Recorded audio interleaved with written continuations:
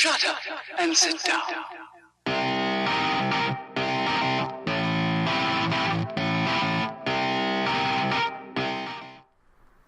Hi, welcome to the Couch Animals podcast. My name's Chris. Hi, I'm Danny. I'm Sam. Hello, Moses. And we are four friends who have known each other for coming up on, past half a decade at this point. Certainly. Yeah. Combined? No. I'm saying we've all known each other, as a group since at least 2012. Yeah. Yep, for sure. Yeah. So, which is crazy to think about because it does not feel like it's been that long. It's called getting old, I think. I think that is the technical term they use these days. 4 years, we're gonna have our reunion. Yay! I'm not going. No, You're not going to come to the Couch Animals reunion? Not the Couch Animals reunion. I'm talking about the high school reunion. Oh, God. no. Oh, jeez. No. I have so many of those. So for those of you who don't know, He's Sam- homeschooled. was past tense. Oh, yeah. You know, university, you can't really be homeschooled for that. Never stopped learning. Ooh, all right. Mr. Dignified and Educated. Mr. I have a degree. I didn't drop out because of depression issues. No, I just failed a semester because of depression issues. We have depression. Depression roll call. Hi. Hey, everybody. We found the name of the podcast. Depression roll call. So, yeah, for the time being, we're just going to call this the Couch Animals podcast. We'll probably come up with something way wittier later. Hey, if Or you have any less witty. suggestions, feel free to drop them in the comments. Yeah. Comment, subscribe, like, below. Yeah. Actually, let's talk about that for a second. Because that's actually something that a lot of people like to harp on YouTube creators for doing is, like, comment, subscribe, all that stuff. But, the research shows that actually works. That actually has a significant impact on your channel's engagement. And that has a significant impact on your money. Yes. Gotta get that YouTube money. All 10 cents for 60 ads. Oh, man. Yeah. That's good money. That's good money. Think about it. I do You do that 10 more times, and you can get an Arizona team. Ooh. 600. So why'd you start doing YouTube? So I could pay for my Arnold Palmers. I have an Arizona addiction. Not in this state. I hate it. I just really like sugary drinks. So let's get into a first topic here and talk about favorite video games. Yeah. Ooh, favorite So, video games. favorite video games. Let's get some opinions going so people get some relation with us, you know? Let's let them hate us real early in the show so they know to tune out. You're gonna get the behind-the-scenes look as we explain exactly why we're saying everything. Some real shit. Let's see. Alright, So if Chris, we were also. gonna get into it, my favorite single-player game of all time is actually probably Breath of the Wild. After I played it, I just fell in love with that game. I think It's tasty. between when I played it on the Switch and when I played it on the Wii U, I dumped probably 115 hours into that game, which for a Zelda game was a lot, at least for me. Yeah. I love that game, and I'd never get bored running around. There's so many unlockables in that thing too. I think what a lot of people like and what I think you like in a video game is the ability to be able to dick around as much as possible and still get stuff done. Well, the thing that Back in life. whenever I tell people about the game, I'm like, the thing that I love most about Breath of the Wild is that at any point I don't have to remember what I was doing last time I played this game. I can just point Link in a direction and start walking that way, and something will happen. And I love that. That's why my family really loves Skyrim. Mm-hmm. They're big Skyrim fans because my stepdad has got to have logged over 2,000 hours. In that game. I feel like before it became a meme, Skyrim, it's still a good game. It's just a meme now that it love has that existed for so long. It's everywhere. I love playing it on my smartwatch. So, Danny, what would you say is your favorite video game? Oh, that's way too hard for me to pick one. But if I had to, so I have a couple qualifiers. Do you want me to tell you the one I've sank the most hours into, or the one I've had the most fun playing? Fun playing. Fun playing. That's probably got to be Monster Hunter 4. Monster Hunter 4, I've definitely... I have beaten that game to death. If it's in terms of hours, though, World of Warcraft. Oh, yeah. Not the new one. Anything after Cataclysm, I'm just clueless on. In fact, right now I'm running a very successful WoW guild in a classic server. It's really boring if you don't care about it. Essentially, I'm playing Roundup and Wrangle as a guild leader for at least 120 plus people across the globe. People that are 6 hours ahead of me and 4 hours behind me. I'm getting them all together to raid 40 people. Have you ever tried to organize 40 people, guys? No.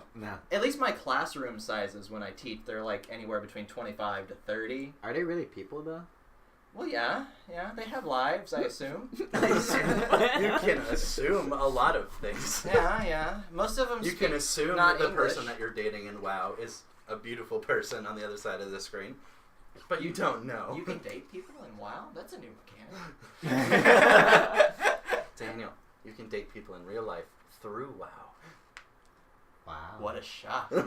Wow. Just You can melted meet some people? people's brains a little. Well, Moses, anything? No, we're going to get in order. Oh, okay, Go through we're the gonna couch. go order.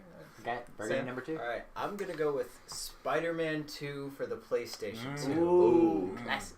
That web swinging It's a is good the vintage. most fun I've had in a video game. It also has that same Breath of the Wild type open world feel. You don't have to be doing anything.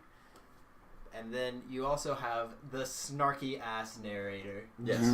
I love Bruce Campbell. Anything he touches, just It's gold. it's gold.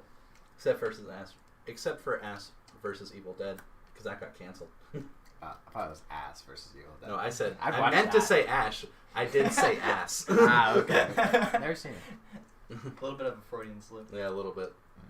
It's like the technical definition of a Freudian slip. All right, Mo, where you fall in that video game category? Ooh, favorite video game? That's hard. I hate myself, so I like Dark Souls a lot. Which one? Which one's your favorite? Ooh, Dark Souls 1, easy. I've been playing the remastered, just came out. So you like playing Death Simulator, the game? Yeah, it's great. You know, it's a real learning experience. No matter how good you think you are, you get to the next level and you realize you're nothing. You're gonna go around a corner, spooky skeleton's gonna kick you off the cliff. It's great. I've never been more happy being mad at a game, which is a rare qualifier for me. If not, I would say the runner-up would be Katamari, because you can't beat how cute and great that game is. I And love think Katamari it's Damacy. aged well. If you haven't. It's a great game. Both the music, the design, the graphics. See, this is another thing that's important to me. Like, I like games that are pretty and like try to emanate realism to some degree, and they end up looking great.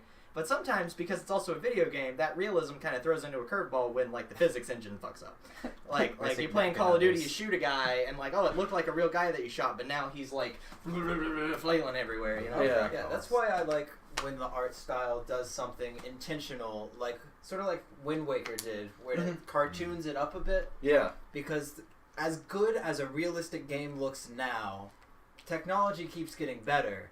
And so 5 years from now, they're still going to be making realistic style games, and all of a sudden the game that looked great is now going to look like a piece of shit. Do you mean Uncharted 1? Have you seen GoldenEye lately? Dude, I love going. OG GoldenEye? Oh, man. bro. Back when we didn't have, when being able to have an object fall off of a surface was revolutionary. Yeah. Coming out of Pong. Dude, well, I mean, it's really crazy to think about. Like, we can joke about how fast, games look like garbage now, but, like, the immense progress that video games have made as a medium over just a couple decades is astounding to me. The fact that you can play, like, the top video game played right now, Fortnite, you can play that on your smartphone, and it's actually the game. You play with people It's on the real console. game, yeah. Yeah, That's crazy. that's wild to me. Like when we started having games on our phone, it was Snake. Oh yeah, I remember that. Having Snake on the phone, and you guide him, and it's a little pixelated. On the little Nokia brick. Uh-huh. Oh, dude. But now they have full RPGs, full first-person shooters, full MMOs, all on a smartphone. Welcome to the Andy Rooney section of the podcast. But, no, I mean, that's, like, the insane thing, right? It's like, back in the day, like, a game console was this thing that you put in your living room, and it was a big piece of hardware. But now those same things that took up, a chunk of the living room, you can emulate with the thing in your pocket. But Like, no, you can play N64 games on your phone. That is the craziest thing to me. That's illegal. Don't do that. Not if you still own a copy of the game. Oh, really? Is there that little gray area? No, that's actually why emulators were invented, is that so you can have a digital backup of the physical purchase you had in case the physical purchase deteriorates. In case something happened to your Nintendo. That's what my parents called it. It was always a Nintendo. Every video game is a Nintendo. Spoiler, I've never owned a Nintendo. Straight up. So your parents were not only wrong, they didn't even read the box. No. Yeah. They're like, PlayStation, yeah, this is Nintendo. Yeah, straight up, dude. PS1, 2, and 3. To be fair, Nintendo did design one of the original PlayStation concepts. They did. They worked with Sony. Yeah, there's actually only one surviving test or dev kit for the Nintendo PlayStation. Wow. Left in the world. What a lazy name for like a gaming console. Let's call it the PlayStation. We'll have children to play with it. Like, yeah. What's going on? And see, we were talking about like it being like a piece of hardware that you have in your house, and obviously we still have those because it's a console.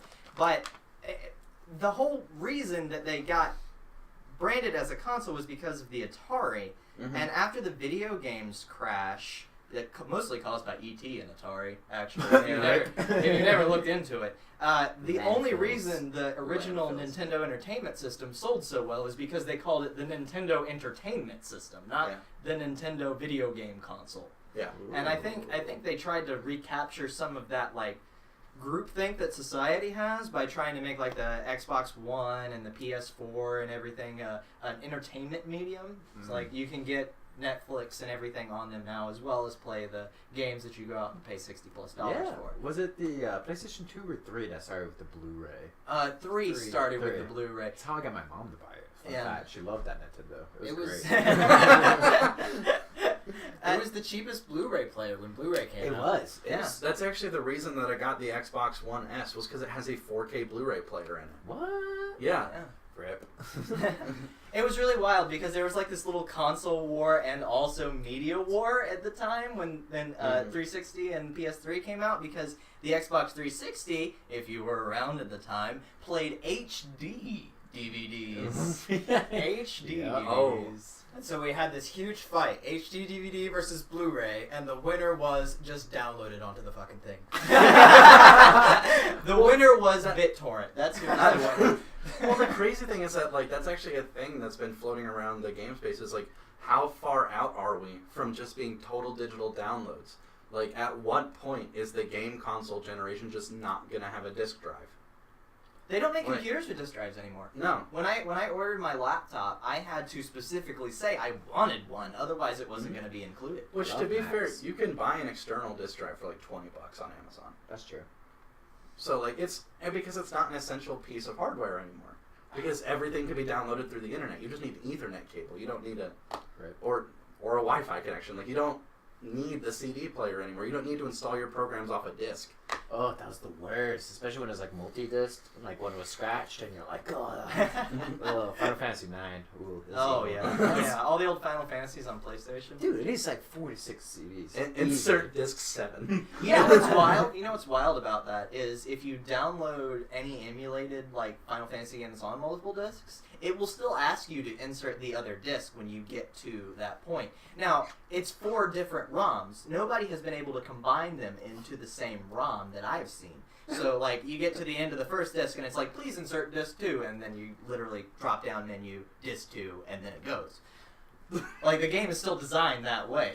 Blows my mind. What the? Can you just start with disc 2? No, you can't, because you'll try to load your save file, and it'll say, please insert disc 1, because you're on disc 1. Stop trying to skip. They're like, no, stop it. You can't do it. Now, if you jump to disc 2 and you have a disc 2 save, of course. But as soon as you're on another disc on one of those save files, you have to insert that disc to be able to play that save file. Okay. Final Fantasy VIII was the worst for it, because disc 1 ends like 45 minutes if you're competent at a video game, and disc 2 lasts for 3 hours. You know, so we divided it evenly. And disc 4 is literally just the last 45 minutes of the game. Like, it's mostly credits.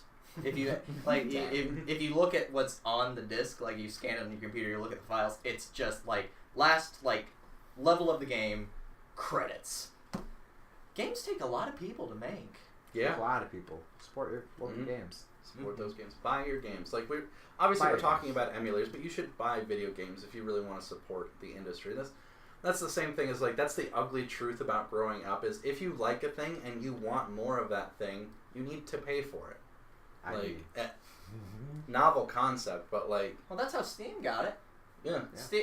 If the whole logic, if I can download every game in the world for free, and it's illegitimate if I do that, and I know that going in, and I know it could mess up, if I can pay a cheap price, an affordable price, to have it work 100% of the time, I'm going to pay the cheap price instead of taking Steam. That's how Netflix got rid of internet piracy for the most part. Yeah. Like, before, you would buy a DVD, you'd take it, unwrap it, put it in the DVD player, sit through the 30 minutes of FBI warnings not to pirate the DVD you just bought. Yeah. Pirate the shit out of it.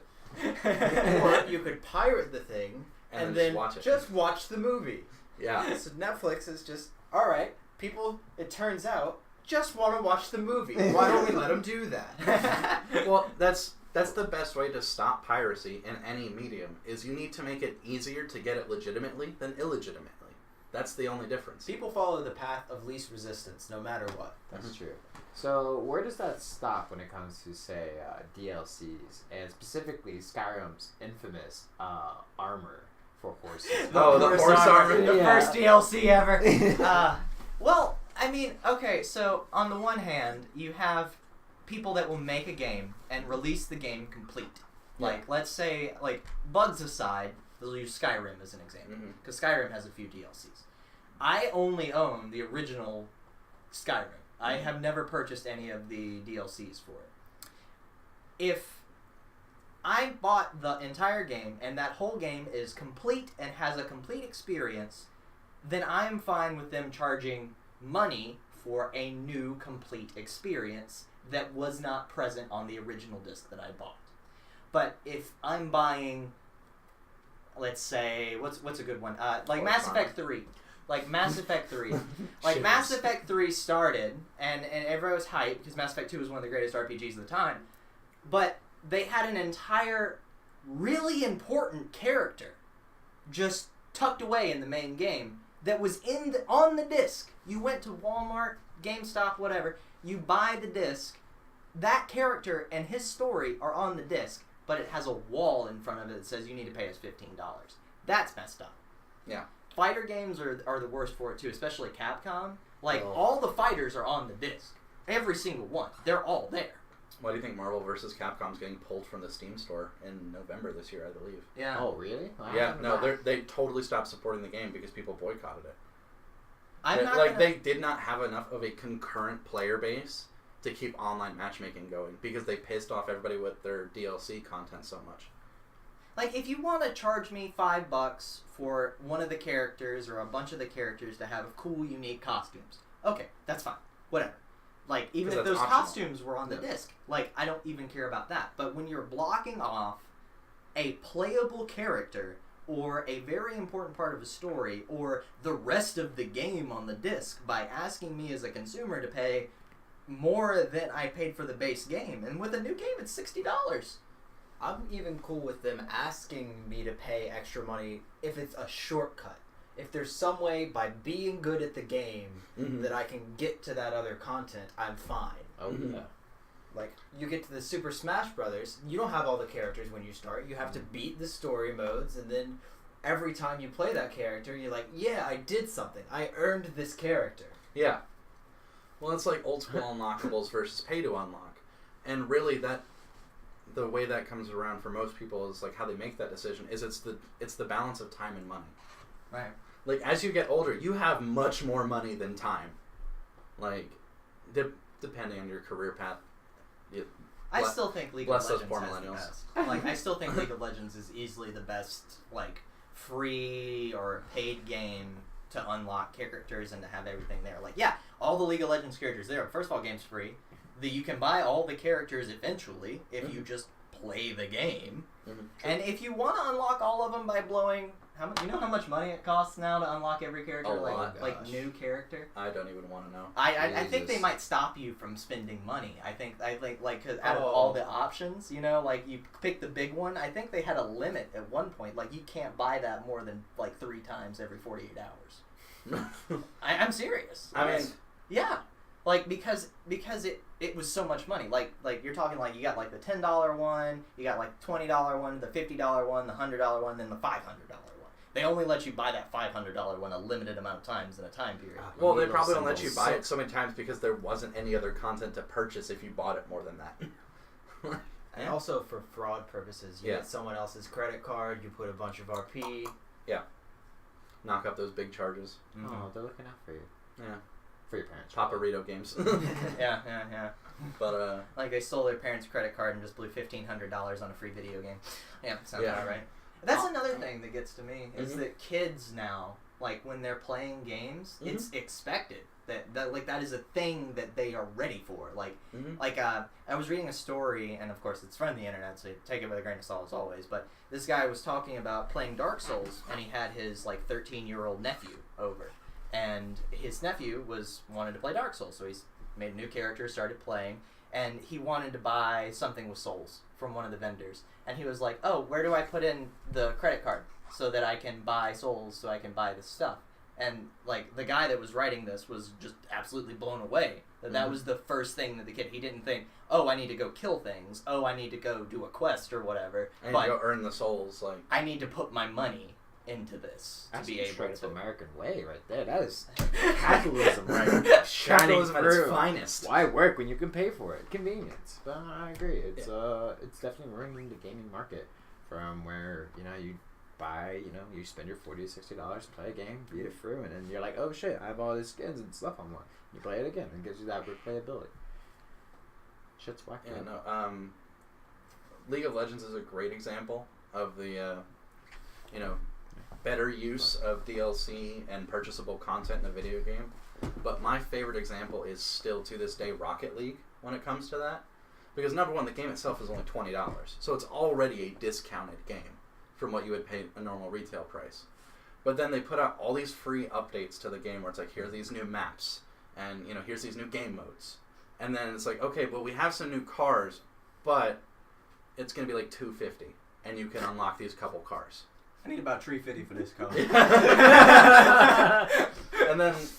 and they get like these really cool DLC cars where it's like, we got the licensing to do the DeLorean, the Batmobile, the DeLorean, like all these like cool cars. And then they've got all their original cars that they come up with too. But you never have to purchase that. That doesn't severely impact the game. It's essentially just a skin for the vehicles. Until you get into like super upper echelons of the game where they're like, no, this vehicle handles slightly different. It has a turn radius of like 0.1 units difference.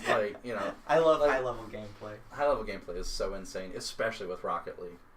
But that's just one of those things that you can, look at that it's really easy to toss a blanket statement at the gaming market and say it's ruined because DLC, but there's also a lot of companies that are implementing it in ways that are very consumer friendly and ways that really enable the person to be just like, yeah, we gave you the full product and you're good to go. Have a great time. But if you want some more stuff, we got some more stuff. You can just buy it. You don't have to, but it's there. It's a free house for you, Jim. It's free real estate. Switching gears a little bit and kind of related to it, I think a lot of what a consumer, at least someone that's experienced in buying things, not like aiming towards like 13-year-old children, having a digital copy of something doesn't mean as much to someone as having a physical copy of it. And in particular, I play Magic online sometimes. We all play Magic in real life and own cards. Mm-hmm. But in Magic Online, it's technically fake. Like it's just a code that says you have this card. And because of that, a lot of cards that are $400, $500, $600, $700 in paper all cost 50 cents. That allows people to play those. But when it comes to like owning physical copies, that's a down payment on a car, man. I'm not gonna buy a tropical island for $600, somebody just gave me one, I'd be like, hell yeah, and I got $600 now because somebody's gonna pay $600 for this, but I'm not that guy. Yep. So I think with like having digital stuff be available for a lot of things, it sort of opens up being able to play more, and I think that's important. Well, I mean, when you really get down to it, that monetization model has existed almost as long as buying things has existed. Like, yeah, let's use the car example. Like, yeah, you could get the Lexus, L3 or whatever, but we have the ST model. It's the same car functionally, but this one has seat warmers. Like that type of thing. Where it's like it's just little increments of difference in the user experience that doesn't necessarily change the functionality of the thing that you've purchased. DLC in its original form. Yeah. For cars. Yeah. For cars, Get the cars, extras. with cars. The deluxe package. Yeah. Like, you ever go to a car wash and it's like, oh, you can buy the really bad car wash that doesn't have any soap or anything for $1, or you give us $5 and you get the multicolored soap. Ooh. But like, $1 will have Stuart spit on your car for you. That's that premium luxury shine, baby. Stuart has impeccable oral hygiene. I don't know why, but my first thought when he said Stuart was Stuart Little. Oh, it was. I'm with you. We're on the same wavelength there. I like Stuart Little just spit shining in your car. Poor kid. Those residual checks stopped rolling, and he's got to do something. Just Stuart Little and Jonathan Stewart hanging out. The Stuart and Stewart car wash. Oh, so that's what he's been up to since The Daily Show. Okay. He's just been working on his farm. That's what I'd do if I had money. I'd go start my dog farm right now. There's a dog farm somewhere in Minnesota. Montana. Or Montana. Minnesota. Nothing else in Montana, so you got space. Yeah, exactly. I don't have to worry about anybody. People come out, I don't have to worry about people messing. How long does it take to plant a dog?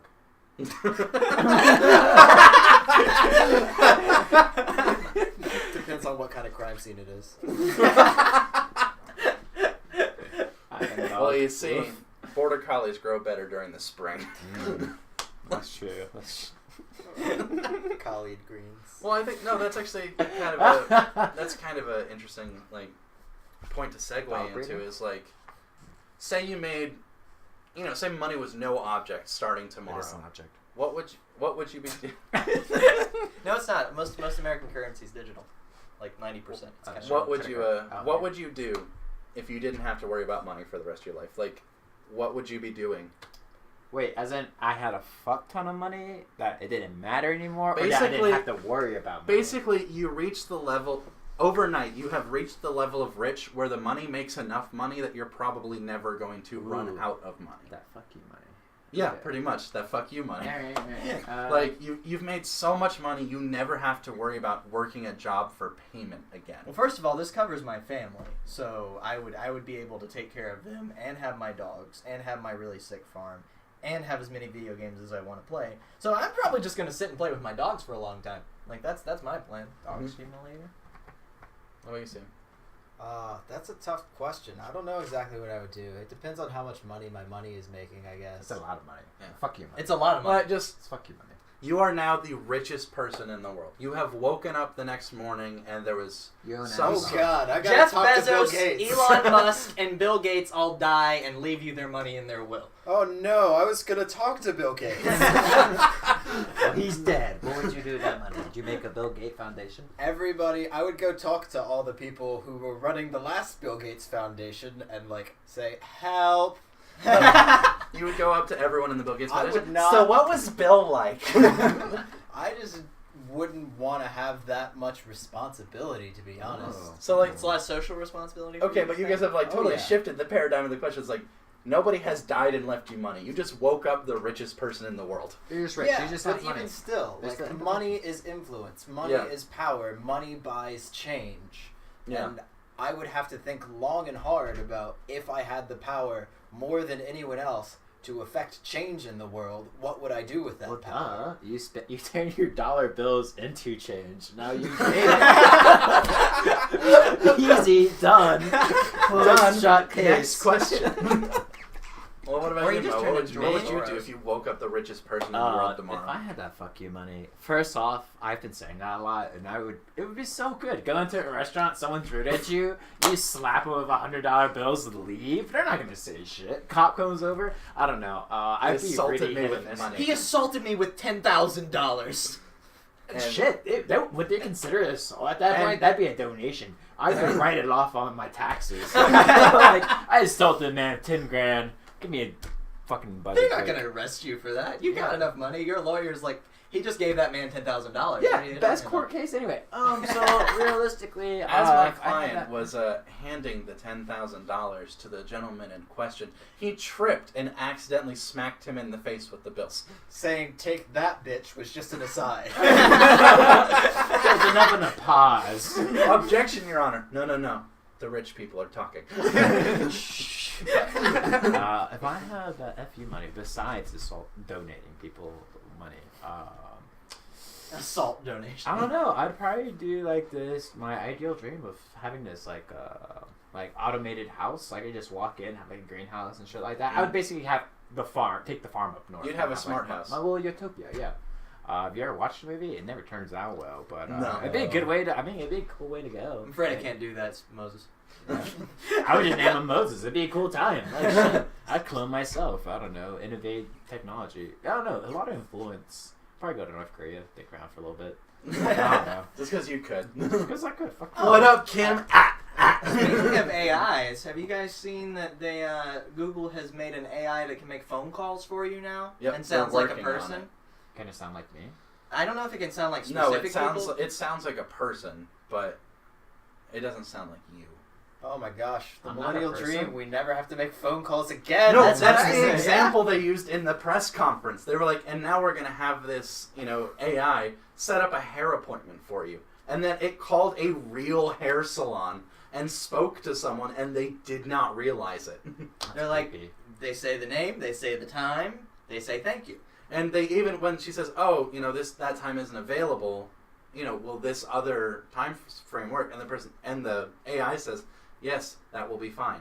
Like, in a totally human voice. It's creepy, but it's so cool. That's gonna be obnoxious though, robocalls. We're just gonna have debt robots collectors. talking to robots. That's the future. It It basically already is, but You spend most of your day telling robots that you're not a robot. That's a reverse robot. I love you, capture. John Mulaney. But just so we don't get the Yes! internet mad that I didn't say my bit, I'd probably actually just start a production studio. Like, if I had just that much money, Yeah. I would just buy a production space so that I could actually just do this full time without worrying about my bills. yeah, that'd be nice too. That'd be cool. Being able to pursue any dream. Yeah. Right, like I would just want to like be able to invest everything I had, both like mentally and physically, into this, like Wow. doing this thing. Be like the Batman of cinema. I can dig it. Sir, the animatronics are broken. Buy new ones. And then you slap him with 10 grand. There you go. Full circle. Look, live your dreams. Bring it all back. Oh man. In the comedy world, they call that a callback. Give it for the callbacks. Well, switching gears a little bit. yeah. Music. You guys listen to anything recently that's new? Into some older stuff? It doesn't have to be a new song. Just something you've been really into. Moses. Oh man. So while I was coming over here, I was listening to a classic from early 2000s, "A Millie" by Lil Wayne. I never thought that would pop back up on my Spotify growing up as a kid. I was very against rap. I was like, man, classical music will make me so popular. I was wrong. I'm not popular, period. But it was a good time. So there's that, and I've been listening to a lot of like some Japanese jazz. It's been pretty killer.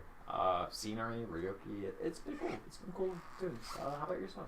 I was gonna say that bling era of rap, like that Lil Jon, Lil Wayne, like sort of thing. It kind of sticks out like a sore thumb amongst the rest of hip hop, because you got like the '80s and '90s rap that started to get like the gangsta stuff, like when Jay-Z and everybody was coming out, Woo, all that good stuff, and then like post, I want to say '98 until like 2007, 8. Like, all of that was that bling era of rap. And Well, I mean, they weren't that's what I killing was each turned other off of rap anymore. music, too. Yeah, I mean, they were just shit talking each other. No one went out and killed each other anymore because they realized, shit, we lost Biggie and Tupac all that way. So they're just shit talking about money. I mean, that's all Drake talks about these days. It's actually proven that 60% of his songs are about money. Really? Yeah. Why? Straight The up. rest are about his feelings. About his money. So, Sam, you been listening to anything lately? Anything you want to toss out there to the void? I'm not sure if I want to toss this out, but I'll say it anyway. I've been listening to some old EPs, like some really old, early Evanescence stuff. I like that. Ooh. Yeah. Sam is a very large Evanescence fan, if you guys aren't aware. I have Age. 6 versions of my Immortal on my phone. Sam's a little emo boy. Oh my gosh. I was like the kid who grew up in the Conservative Christian home and looked longingly at the Hot Topic from the Gap across the way. Never No, even no. seen the inside of a Spencer's. Gap's too risque. Old Navy. It's from American Coles. Star. J.C. Penney. Not to detract too much, but my microeconomics teacher in high school, who was a horrible teacher and also the football coach, always used Kohl's as the best example of capitalism. He was like, I don't understand how they can sell things so cheap. I don't understand. I don't know how they make money. It's because they buy them cheap. Wow, I fixed it. Slave labor.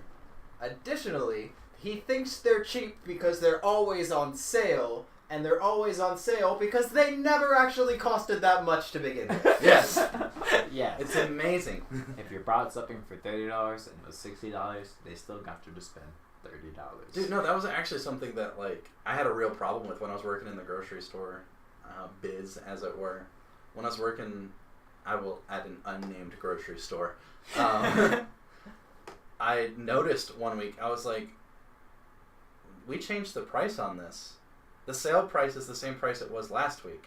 And they were like, yeah. And I was like, that's not cool. It's actually unethical here in the United States. J.C. Penney effect. When they stopped doing the big, oh my god, sale, they lost so much money. They still haven't recovered from it. Correct. Like they still have like terrible stock option. They still have terrible profits. But back to the main thing. Music. I've been listening to a lot of Cara Benito recently. I don't know if you guys ever listened to her. I have not. She is. I'm not sure. I think she is Japanese. I'm not 100. I know. We just spent this whole time like talking about me not being a weeb, but like the music. It's really good. Half of it's in Japanese, most of it's English. Very bouncy, very like poppy, but still creative with the lyrics. And then the other stuff I've been listening to is Princess Nokia, another hip hop artist. Nice.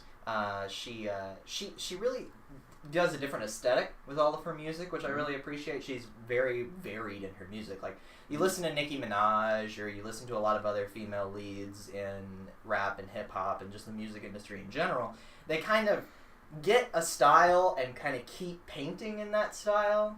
But with Princess Nokia, she has like a very stereotypical like rap sort of song where she's wearing like a big jersey with big pants, and her hair is like kind of wavy and in curls and up, and she looks tough. But then immediately after that, she's got another song where she's painted up like a goth girl with like dyed hair, and the song is like, my heart is bleeding on the floor, and like the most emo lyrics you can think of.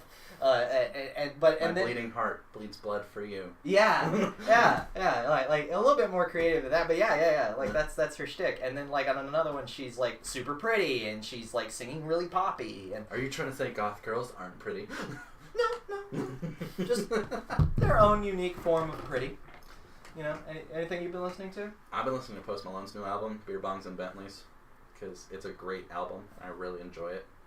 And actually, because I've been playing so much Guitar Hero again in my spare time, I've gotten back into Death Clock. So I've just been listening to a lot of Death Clock. Nice. Because I miss that show. I miss Metalocalypse so much. There's a really great video that goes into the history of Adult Swim, and one of the things that they think makes Adult Swim great and makes Adult Swim is that so many of those shows only get 3 seasons and then they kill it. Whether or not they had a huge fan base and were making tons of money or not. Rick and Morty is basically the only exception to that. Like, and And Robot Chicken. oh yeah, and Robot Chicken, I guess. Robot Chicken's been going forever. I think it's still going. Like, Is it? Yeah, Wow. I'm pretty sure. Yeah. Like some of those older episodes might be a little dated now. Like that's how long it's been going. Oh, they're very dated.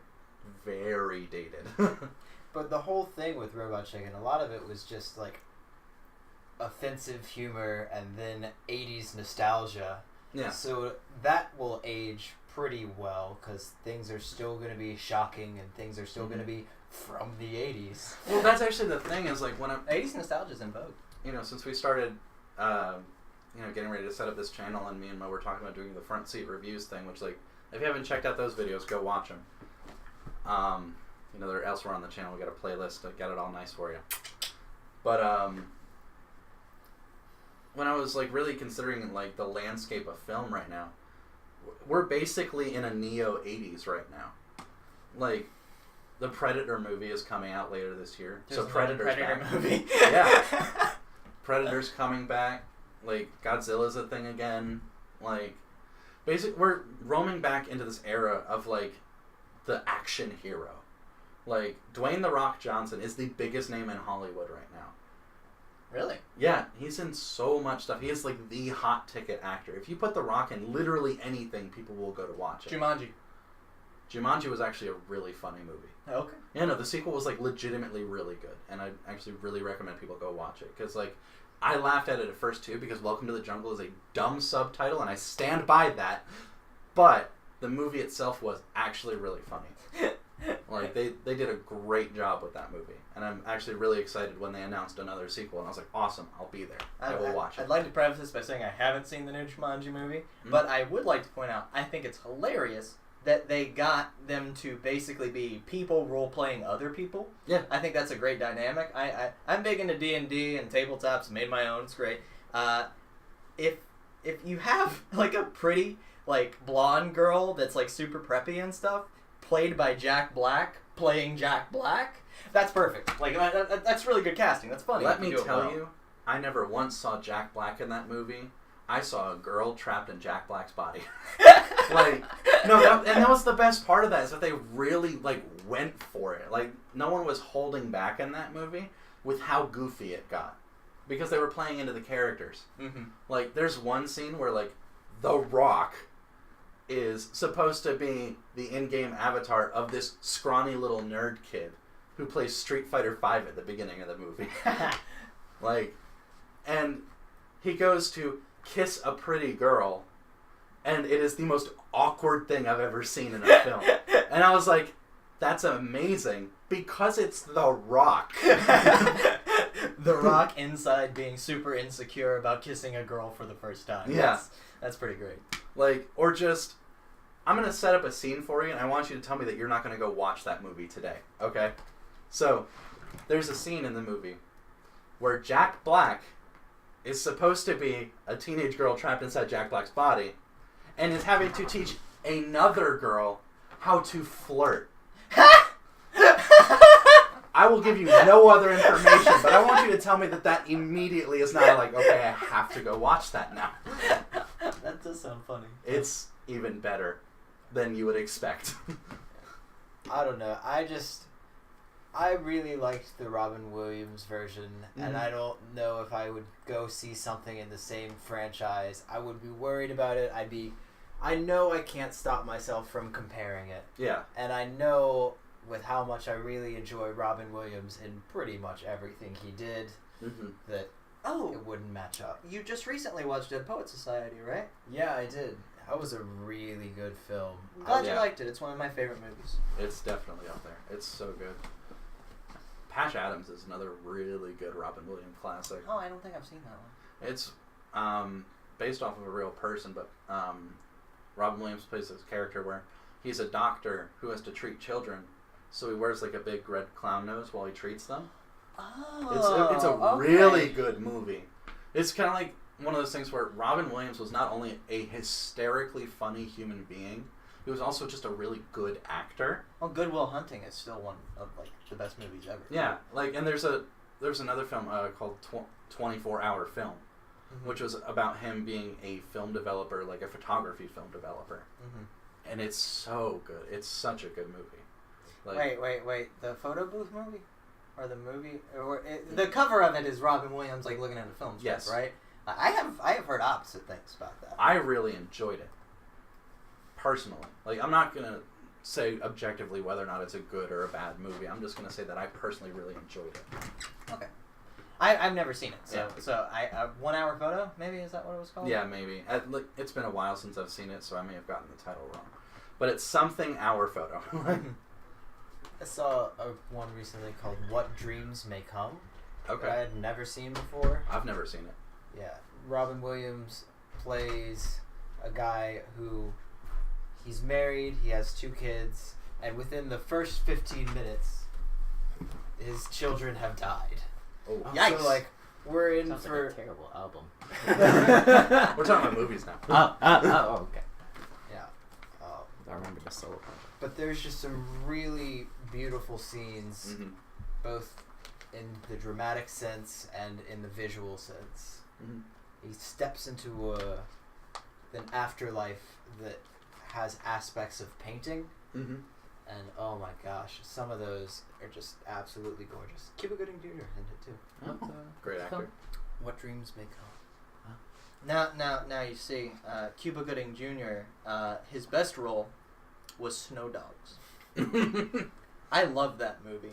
That movie teaches you an important lesson about raising dogs. I don't know if you guys are aware of this or not, but if you have a dog that is misbehaving and being nippy, but not to the point where they're like attacking you, because that's like a whole different thing. But like where they won't listen to you and then they just like snip at you. If you bite their ear, they will stop. 100%. Like don't like eat their ear. You know, like don't like like just one quick bite. Hannibal Lecter. Yeah. They'll listen. They stop. Like they really do. Mhm. It's a great film. Look, This Snow podcast is Dogs. not brought to you by PETA. Oh, Peter, This podcast not brought to you by anybody, because it's our first podcast, so we don't have sponsors. Brought to you by us. I'll shit talk PETA all day though. You guys can't sponsor us. You guys are horrible. Yeah, no. We're a bunch of We're hypocrites. gonna I will- spiral. We're just gonna lay that opinion on. Fuck PETA. Fuck 'em. PETA 2? They kill more animals It's than they okay. save every year. How is that helpful? I feel like he wasn't a great actor in Hunger Games. Personally, I just. You mean Josh Yo. Hutcherson didn't do it for you? I completely forgot he was in Bridge to Terabithia. He's the lead kid in Bridge to Yes, he Terabithia. is. PETA? From Hunger Games? Oh, right. Yeah. I've never seen that movie. Did you ever read the book? Nope. Oh. Ooh. We had to read that in 4th grade. Yeah. And let me tell you, that was not something a 4th grader was prepared to That handle. book is sad. And so's the movie. And the little girl, the little girl is played by some other famous actress now. She's like our age. Anna Sophia Robb. Yeah. She had blonde hair, like Mhm. yeah, like the Total Girl Next Door look. Like even for the kids' book, that's what she was supposed to be. So great casting. Well, but she was quite also a literally great the actor. girl next door, so... Yeah. I mean, that's not even really a description, that's just who she was. She was literally the person that lived in the house next to us. Oh, it's a great young adult novel. If you ever want to like pick up something and read it in like a day and feel really sad for about 8 hours. Hey, sometimes you need to cathart a little bit. That's true. That's why I read books. Flowers of June. Mm-hmm. Algernon. Algernon. Algernon. That's a great. I love great crime. short story. Flowers It's also for a great Algernon, Always maybe. Sunny episode. I've actually never seen the Always Sunny. Oh, it's awesome. I recommend it. Anyway, excuse me. I mean, I diverge. Oh no, you're fine. I mean, we're talking TV, movies, Yeah. books, everything here. Brooklyn Nine-Nine had a pretty awesome Flowers for Algernon reference at one point.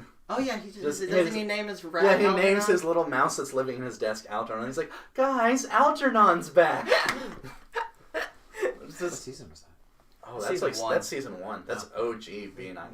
That's forever. Which, like, bless, got renewed by NBC. So happy. Hell yeah. That was a really sad 24 hours for me. Let me tell you. I know we kind of like led with this joke about us all having depression, but on the topic, I hate 13 Reasons Why, and there was a tweet recently that I saw get a little popular, and it was just one sentence, and it said, BoJack Horseman is a better example of mental illness than 13 Reasons Why. I could write an entire dissertation on why that's correct. I mean, you guys have all seen it. I think you haven't seen it yet? Pierce? I've I've seen seen 13 Reasons Why now. So No, BoJack. Can you give me like I've seen the 12 first reasons season why of BoJack. not to watch? Alright, 13 reasons not to watch 13 Reasons Why. No, just 12. Just 12? Okay, I can just do 12.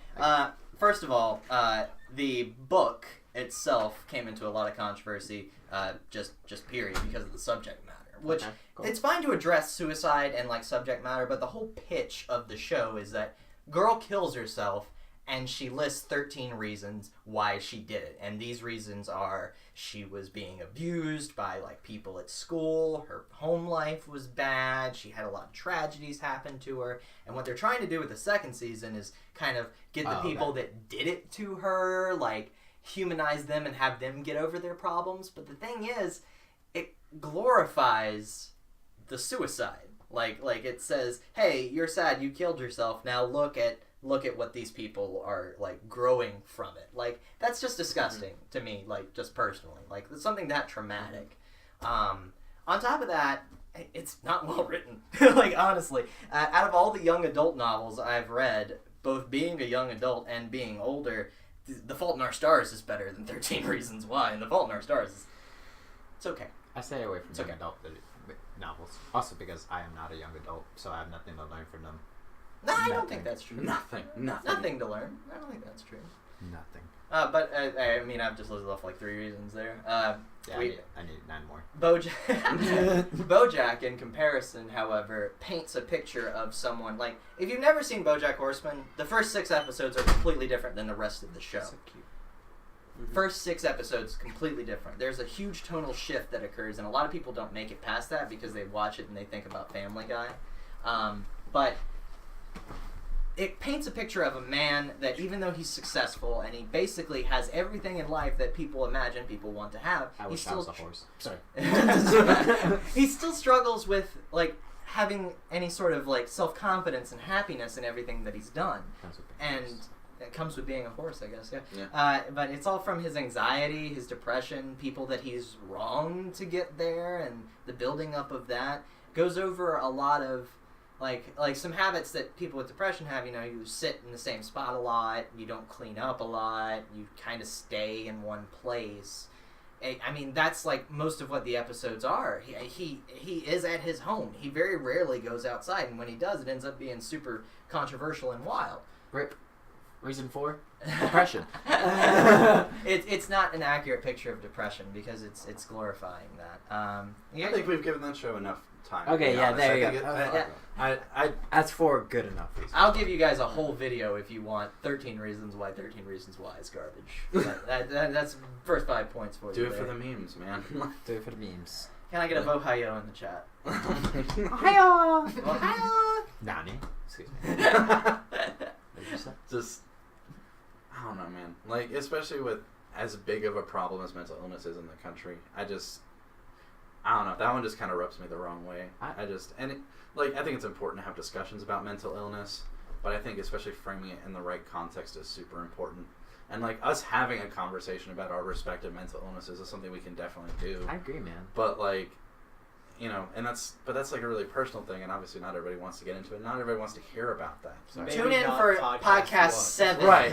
Maybe not podcast 1. If we get a following, we'll talk about our personal But to talk more about that... Oh, yeah? You want to know how depressed I got last Tuesday? You have to subscribe! Like and comment below. Like... Yeah, ding the bell. Ding the bell. Oh yeah, you gotta hit that notification icon now. Sometimes that doesn't even work. Yeah, right. Yeah, YouTube.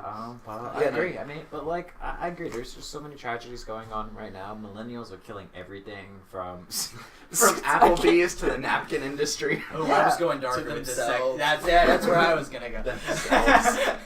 Everything from Applebee's to myself. Well, it's just like, whether you like it or not, like the rates of depression are rising in the U.S. And like, it's no freaking wonder. It's like, do you think maybe that has something to do with the fact that there is wage stagnation and people are having to work more of their waking hours than ever before, and so you have taken away their time to do the things that they enjoy doing. Yeah. So they can't have a good time, and so they won't be here for a long time because it's just work yourself to death.